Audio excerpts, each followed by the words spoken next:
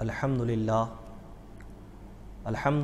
رب العالمین الصلاة والسلام علی اشرف الانبیاء والمرسلین وعلی آلہ وصحبہ واہل بیتہ واہل سنتہ اجمعین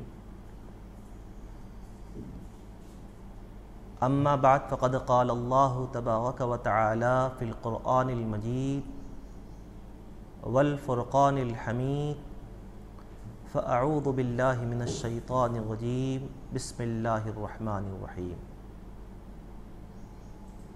الا من اتی اللہ بقلب سلیم صدق اللہ العظیم وبلغنا رسولہ النبی الامین الکریم اللہم صلی وسلم وبارک علی سیدنا محمد وعلی اطرتہ وبارک وسلم صلاۃ و سلاما علیک یا رسول اللہ۔ ناظرین کرام، السلام علیکم ورحمۃ اللہ وبرکاتہ۔ آج کا یہ پروگرام نشاں اسلامک کی جانب سے پیش کیا جا رہا ہے۔ مثنوی مولائے روم کا آج پہلا درس ہے۔ درس کے آغاز میں اللہ تبارک و تعالیٰ سے دعا ہے کہ جو کاوش کی جا رہی ہے اللہ تبارک و تعالیٰ اس کو انجام تک پہنچائے، اس کو مکمل فرمائے اور مثنوی شریف کے اس درس کو مکمل طور پر سمجھنے اور اس میں کہی ہوئی باتوں پر عمل کرنے کا اللہ تعالیٰ ہم کو موقع و ہدایت عنایت فرمائے۔ آج کے اس درس میں مثنوی کے آغاز سے قبل مولانا روم رحمۃ اللہ تعالی علیہ کی سوانح کے چند پہلو آپ کی خدمت میں پیش کیے جا رہے ہیں۔ آپ کا نام محمد جلال الدین، لقب یا عرف مولائے روم ہے۔ آپ حضرت سیدنا صدیق اکبر رضی اللہ تعالی عنہ کی اولاد میں سے ہیں۔ سلسلہ نسب کتب تاریخ میں یوں ملتا ہے: محمد بن حسین بن احمد بن قاسم بن مصیب بن عبد اللہ بن عبد الرحمن بن ابو بکر صدیق رضی اللہ تعالی عنہ۔ مولانا کے دادا حسین وقت کے بڑے عالم تھے، جس کی بنا بری عمرہ، روسا، بادشاہ آپ کی عزت کرتے تھے۔ اسی بنا پر محمد خازم شاہ نے اپنی بیٹی کا نکاح آپ سے کر دیا۔ آپ کے وطن سے محمد عرف بہاؤالدین یعنی مولانا کے والد بزرگوار پیدا ہوئے۔ محمد عرف بہاؤالدین مولانا کے والد تھے۔ آپ کا وطن بلخ تھا۔ علم و فضل و کمال میں یکتا تھے۔ آپ کے درس میں بڑے بڑے علماء فضلاء شریک ہوا کرتے تھے، یہاں تک کہ آپ کے درس میں امام رازی رحمۃ اللہ تعالی علیہ بھی شریک ہوا کرتے۔ جب بادشاہ خازم شاہ آپ کے درس میں ایک مرتبہ آیا، دیکھا کہ لاکھوں کا مجموعہ ہے، تو امام رازی سے مخاطب ہو کر کہا کہ لاکھوں کا مجموعہ ہے۔ تو امام رازی نے جواب دیا، اور بھی بڑھ سکتا ہے، جو آپ کے لیے خطرہ والا ہو سکتا ہے۔ تو بادشاہ خازم شاہ اپنے محل گیا اور خزانے کی چابیاں مولانا بہاؤالدین کی خدمت میں پیش کر دیں، اپنے قاصد کے ذریعے، اور کہلا بھیجا کہ میں بادشاہ ہونے کے باوجود میرے پاس سوائے ان چابیوں کے اور کچھ نہیں رہا۔ یعنی مولانا بہاؤالدین کا بلخ میں ایسا دبدبا تھا، آپ کے فتوے چل رہے ہیں، آپ کی ہی بات چل رہی ہے، لوگ آپ کے در پہ پڑے ہوئے ہیں، بڑے بڑے عمراء، روسا، فضلاء، علماء، کچھ بھی مسئلہ آتا ہے آپ کی بارگاہ مقدسہ میں چلے جاتے ہیں۔ تو مولانا کے والد محمد بہاؤالدین رحمۃ اللہ تعالی علیہ نے ارشاد فرمایا، فقیر کل جمعے کی نماز پڑھ کر اس مقام سے ہجرت کر لے گا۔ چنانچہ جمعے کی نماز کے بعد آپ نے شہر چھوڑا اور 300 مریدوں کے ساتھ 610 ہجری میں نشاپور پہنچے۔ نشاپور میں جیسے ہی آپ کی آمد کی خبر عام ہوئی، تو آپ سے ملاقات کے لیے اس وقت کے بڑے بڑے اولیاء، علماء، فضلاء آپ کی خدمت مقدسہ میں حاضر ہوئے۔ یہاں پہ اس بات کا تذکرہ بھیجا نہ ہوگا کہ آپ کی خدمت میں اس وقت کے سب سے بڑے اللہ کے ولی عالم بابا فرید الدین عطار رحمۃ اللہ تعالی تشریف لاتے ہیں آپ سے ملاقات کے لیے، بابا بہاء الدین سے ملاقات کرتے ہیں۔ اس وقت مولانا روم رحمۃ اللہ تعالی علیہ اپنے والد گرامی کے ساتھ ہیں۔ والد گرامی مولانا محمد بہاء الدین رحمۃ اللہ تعالی علیہ کے ساتھ مولانا روم ہیں، ان کی عمر 6 سال ہے۔ اس کے بعد بابا فرید الدین عطار اپنی مثنوی اسرار نامہ آپ مولانا روم کو تحفتاً پیش کرتے ہیں اور کہتے ہیں، آپ کے والد سے کہتے ہیں، اس جوہر قابل سے غافل نہ ہونا۔ اللہ والوں کی نظریں پہچان لیتی ہیں۔ اور دیکھیے تحفہ بھی دیا تو اسرار نامہ کا دیا، جس کو مولانا روم نے بعد میں خوب کھول کر بیان کیا، خوب کھول کر اپنی مثنوی میں بیان کیا۔ 26,000 اشعار کی مثنوی لکھی۔ ہم آگے آتے ہیں۔ اور حضرت بہاء الدین کا نشاپور میں مدتوں قیام رہا، پھر بادشاہ کے قبات کے معروضے پر آپ حجاز سے شام ہوتے ہوئے زنجان آئے، پھر آپ زنجان سے آخ شہر کا رخ کیا، پھر آپ وہیں لارندہ میں خیام فرمایا۔ اس وقت مولانا روم کی عمر 18 سال تھی۔ حضرت بہاء الدین نے آپ کی شادی اسی سن میں کر دی، یعنی 623 ہجری میں۔ مولانا کو اللہ تعالیٰ نے نرینہ اولاد عطا فرمائی۔ آپ نے اپنے فرزند کا نام رشید سلطان رکھا۔ لارندہ سے شیخ بہاء الدین کیقباد کی درخواست پر قوقنیہ آئے۔ آپ یہیں 18 ربیع الثانی 628 ہجری کو داعی اجل کو آپ نے لبیک کہا۔ یہ تو مختصر سا خاکہ پیش کیا گیا آپ کے سامنے۔ آئیے مولانا روم کی سیرت پاک کی طرف ہم بڑھتے ہیں۔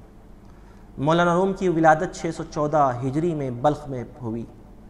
ابتدائی تعلیم اپنے دادا کے ہاتھ پر حاصل کی، اپنے والد کے ہاتھ پر حاصل کی۔ حضرت بہاء الدین کے مریدوں میں حضرت برہان الدین محقق بڑے عالم و فاضل تھے۔ مولانا کے والد نے مولانا کو ان کی آغوش تربیت میں دے دیا۔ مولانا نے ان سے اکثر علوم و فنون سیکھے۔ حضرت برہان الدین سے علم حاصل ہونے کے بعد مولانا کی عمر 25 سال تھی، والد کا انتقال ہوا۔ 228 میں آپ نے تمام علوم کا معذرت کے ساتھ کہ مولانا کا انتقال ہوا، مولانا کے والد بہاء الدین کا انتقال ہوا 628 ہجری میں۔ جب تک آپ نے علوم و فنون مکمل کر لیے تھے، پھر آپ نے حلب کا ارادہ فرمایا، پھر وہاں سے دمشق رہ کر 7 برس تک تعلیم حاصل فرمائی۔ اس وقت مولانا کی عمر 40 سال تھی۔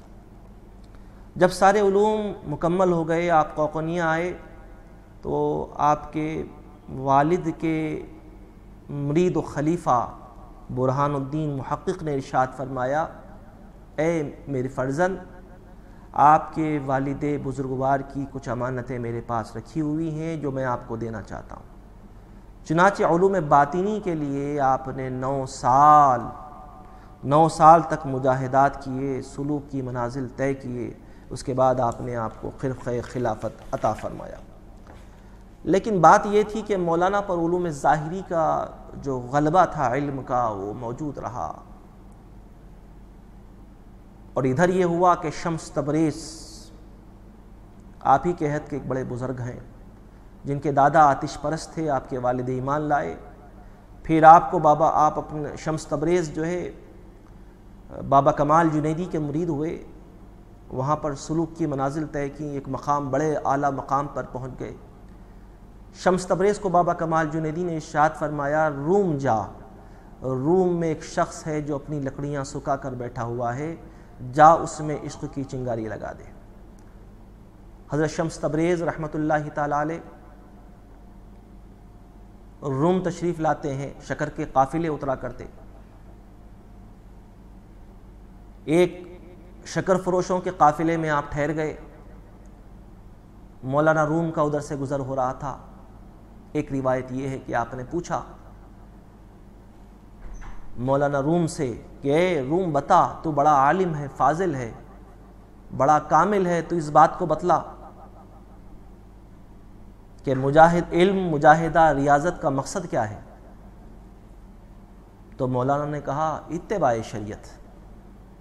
شمس تبریز مسکرا اٹھے، شمس تبریز مسکرا اٹھے، کہا ان سب کا مقصد یہ نہیں ہے۔ پھر مولانا روم نے پوچھا اور پھر کیا ہو سکتا ہے؟ پھر کیا ہو سکتا ہے؟ تو آپ نے فرمایا منزل مقصود تک پہنچنا ہے۔ ایک اور روایت میں آیا کہ مولانا ایک حوض کے کنارے بیٹھے ہوئے تھے کہ شمس تبریز آئے، مولانا بیٹھے ہوئے تھے، مسائل لکھ لیتے ہوئے، کتابیں لکھتے ہوئے بیٹھے ہوئے تھے۔ ادھر سے شمس تبریز آئے، وہ کتابوں کو چھینا اور حوض میں پھینک دیا۔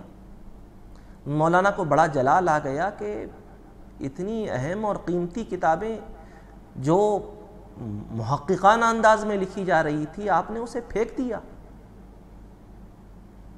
بڑے غضبناک ہوئے۔ شمس تبریز نے کہا کیوں غضبناک ہوتا ہے؟ ایسا کوئی بڑا مسئلہ نہیں ہوا، ابھی ہم تیری کتابیں تجھے دے دیتے ہیں۔ تو آپ نے کہا آپ کہاں سے آئیں گی؟ پانی میں گر گئی ہیں، سیاہی نکل گئی ہوگی، وہ ساری باتیں ہوتی رہیں۔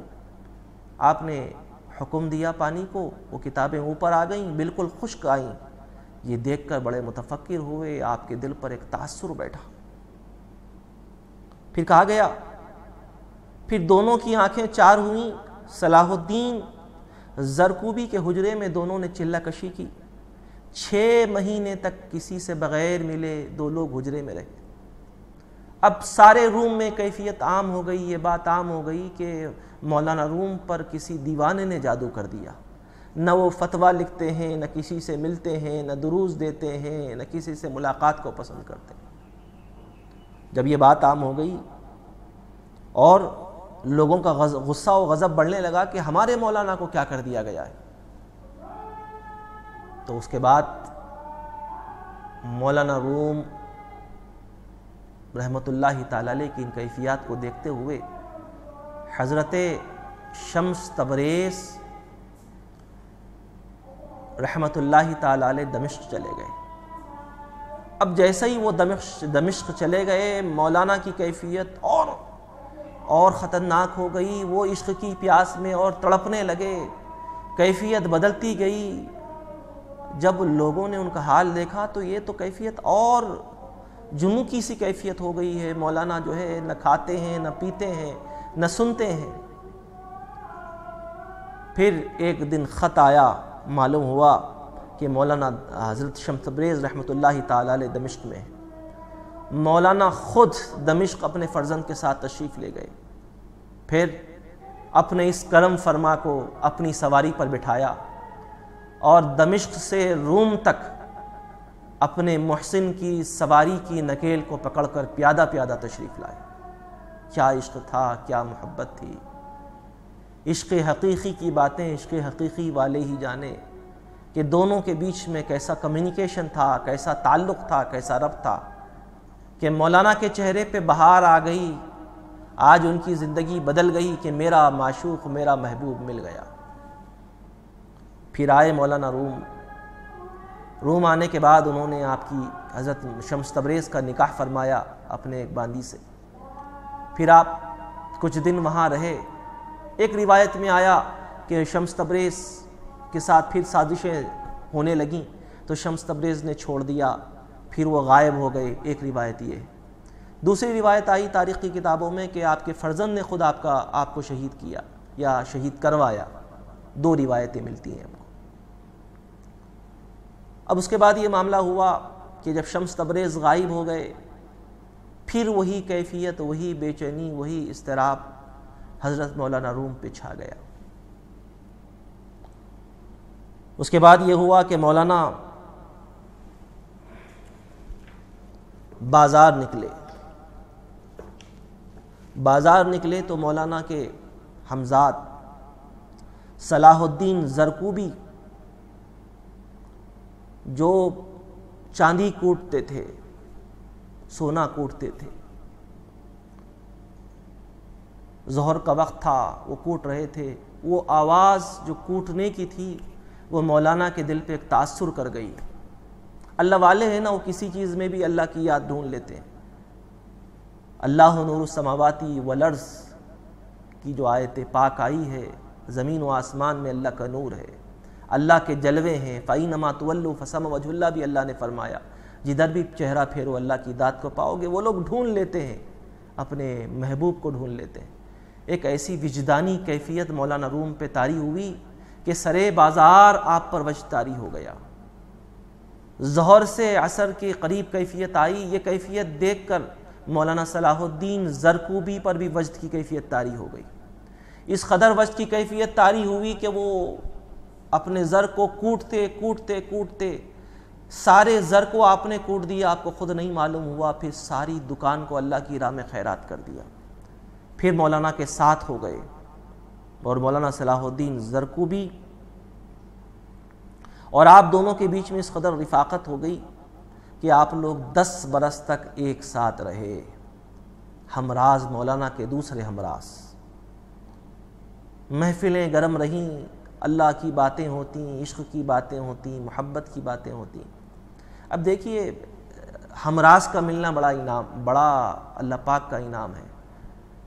حضرت نظام الدین اولیاء نے اپنی کتاب راحت المحبین میں لکھا کہ ہمراز کا ملنا اللہ کی بڑی نعمت ہے، کیونکہ بندہ جو کیفیات کو دیکھتا ہے، یہ اللہ کی محبت کے راستے میں جب نکلتا ہے، جو کیفیات کو دیکھتا ہے، جو کیفیات کو محسوس کرتا ہے، ضرورت اس بات کی ہے کہ وہ کسی اپنے ہمراز کو سنائے، اس سے شیئر کرے، معلوم ہو کہ کیا ہو رہا ہے۔ اگر ہمراز نہ ملے تو آدمی پریشان ہو جاتا ہے، بڑا پریشان کن ہو جاتا ہے۔ اب صلاح الدین زرکوبی کے ساتھ جو ہمراز بنے، صلاح الدین زرکوبی مولانا کی بڑی اچھی جمنے لگی، بڑی اچھی کیفیت رہی، بڑے لطف میں رہے، بڑے مزے میں رہے۔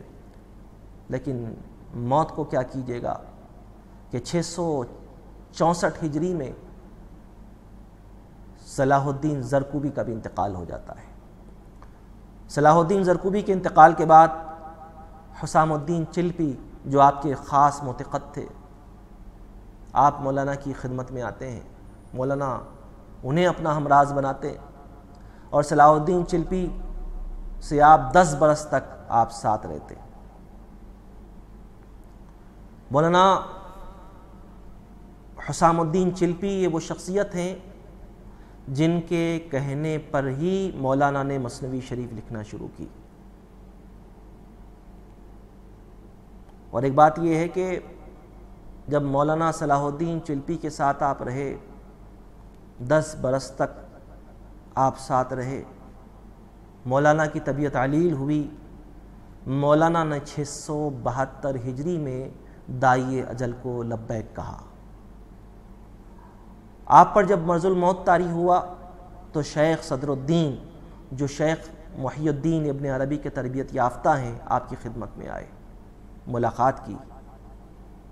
پھر آپ مولانا جلال الدین رومی رحمۃ اللہ تعالی علیہ نے وصیت فرمائی کہ میری نماز جنازہ شیخ صدر الدین پڑھائے۔ پھر مولانا کا انتقال ہو گیا۔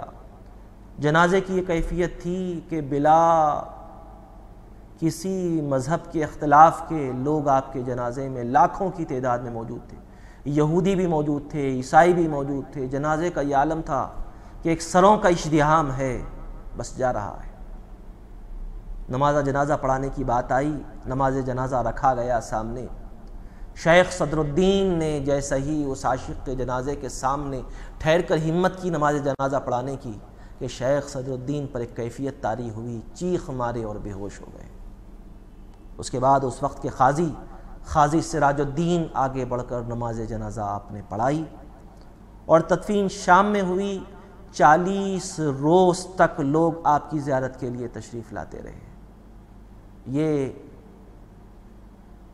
آسمان تصوف کا چراغ یا کہیے آفتاب غروب ہو گیا، لیکن اس کی کہی ہوئی باتیں، ان کی بتائی ہوئی باتیں، ان کی مثنوی آج بھی ایسی زندہ ہے، آج بھی اللہ کے چاہنے والوں کے قلوب کو ایسے تازہ کرتی ہے، ایسا تازہ کرتی ہے کہ وہ زینہ بزینہ اپنے محبوب کا تقرب کرتے جاتے ہیں۔ حاضرین کرام، ناظرین کرام، آپ دیکھیے کہ اتنے سال ہونے کے باوجود، 900 سال کا عرصہ ہونے کے باوجود آج بھی مثنوی بالکل تازہ نظر آتی ہے۔ اگر آپ مثنوی کے 26,000 اشعار پڑھیں، میں آپ کو تمہیداً کہہ رہا ہوں کہ مولانا طوطے کی بھی کہانی سنائیں گے، مولانا کبھی بادشاہ کی بھی کہانی سنائیں گے، مولانا کبھی جنگل بھی لے جائیں گے، مولانا جو ہے کون سا بھی واقعہ سنائیں گے، کدھر بھی سنائیں گے، لیکن مولانا کی ساری مثنوی کا جو نچوڑ ہے، جو موضوع ہے، عبد کو معبود سے ملانا ہے۔ اور مولانا نے مثنوی جو شروع کی، جو اشعار مثنوی کی ابتدا میں باندھے، وہ بڑے ہی رقت آمیز اشعار ہیں، وہ بڑے ہی سوز والے اشعار ہیں۔ انشاءاللہ تعالی آنے والے درس میں، آنے والی گفتگو میں ہم انشاءاللہ تعالی ان اشعار سے اس مثنوی کا آغاز کریں گے۔ اب آپ مجھے اجازت دیجیے۔ السلام علیکم ورحمۃ اللہ وبرکاتہ۔